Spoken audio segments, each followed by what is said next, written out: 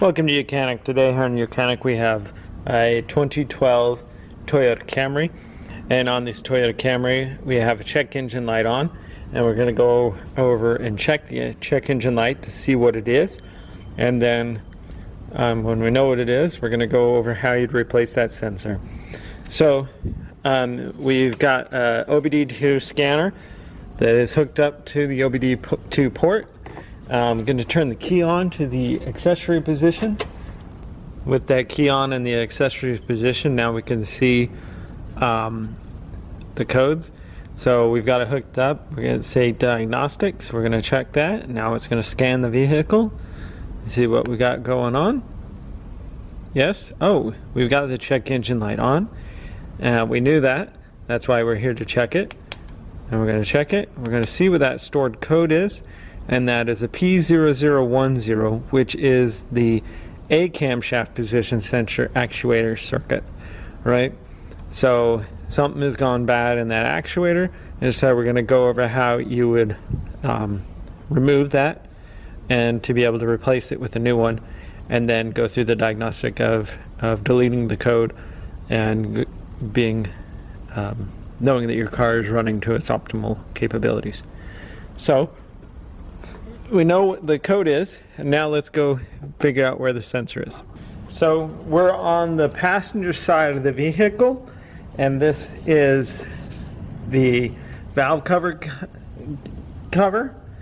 and we've got the camshaft position B up here, and camshaft position sensor A is right back here. It's kind of under this, but we've got a connector right here that we're going to just squeeze and pull apart. And we can pull that off. Then we got a size 10 nut there that we got to undo, or bolt, to be able to get that sensor to come out. That nut loose, you can take the whole bolt out, or with that bolt loose, we'll take the whole bolt out. Okay. And now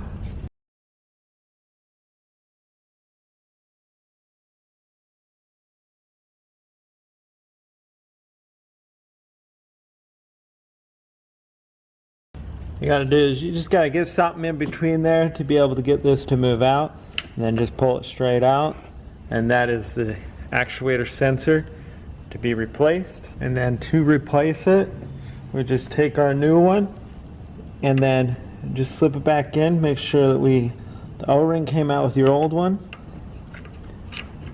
and that the O-ring is on the new one. You put it in so that we can get that seal. Put that back in there. And then put the bolt here, tighten it up.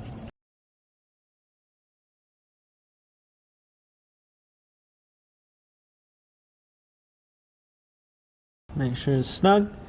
And then go ahead and put your connector back on here. Tell it to snap. So that's how you replace it.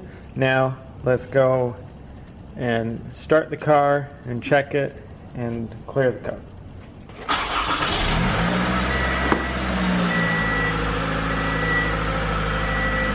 So we've got the car started. The code is of course still in there, and the check engine light's still on. So we're going to go ahead and erase the codes. Yes. Sure.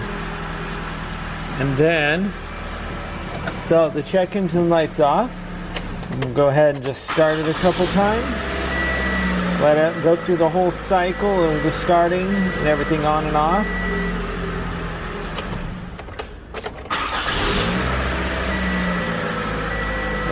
And our check engine light is still off. We can also double check it with this. Just go back to the diagnostic option. See, the check engine light is off, so we're not going to have any codes that show up in here, but you can double check it. Stored codes, there's no stored codes. So that's how you go through the process of reading the codes and figuring out what is wrong with your car and being able to replace those sensors. Now, if those sensors continue to go bad, well then it might be something that's more internal than just the sensor. Thanks for watching YOUCANIC, where you can be the mechanic.